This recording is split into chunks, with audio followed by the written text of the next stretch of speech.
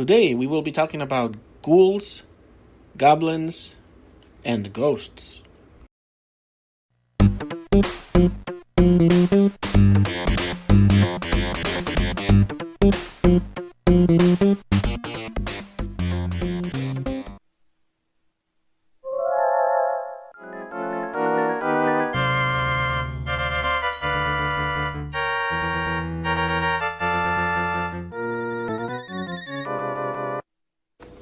If you're a gamer, you've surely heard of Ghosts and Goblins for the NES.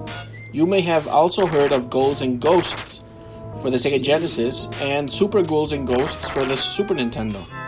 These games are known for being difficult, but the experience is one every gamer should enjoy.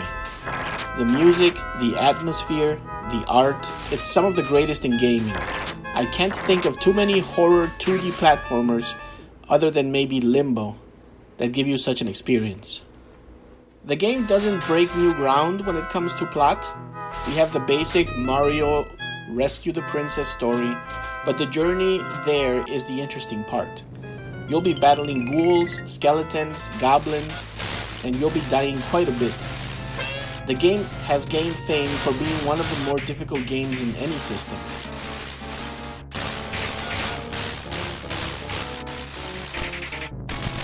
Let's start with the original NES cover. Notice the background. This is a background that is shared between a few Capcom games. The double squares was Capcom's way of quickly distinguishing its cartridges from other companies. So if you went to the store and you quickly glanced through the shelf and you saw those two squares, you knew it was a Capcom game. Games like Commando and Mega Man 1 look very similar.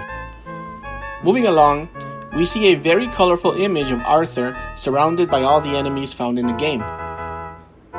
We have the main bad guy here. He's holding the princess, and to his left we see Firebrand. He gets his own game eventually for the Nintendo Game Boy and for the Super Nintendo. The cover may have been made super colorful to fool parents into thinking it's a kid's game, but it's really a horror game in disguise. It definitely looks more cartoony than the actual game. Moving along to the Sega Master System cover, as always, it's more simplistic. We have Arthur wearing his golden armor in front of the Cyclops. Definitely looks more watercolor and less detailed than the Genesis cover for sure. The Genesis cover, one of the greatest covers for any game for that system in my opinion, it's really a work of art. Again we see the Cyclops, this time he's holding his own head and staring right at Arthur. This cover looked scary, just like Altered Beast did.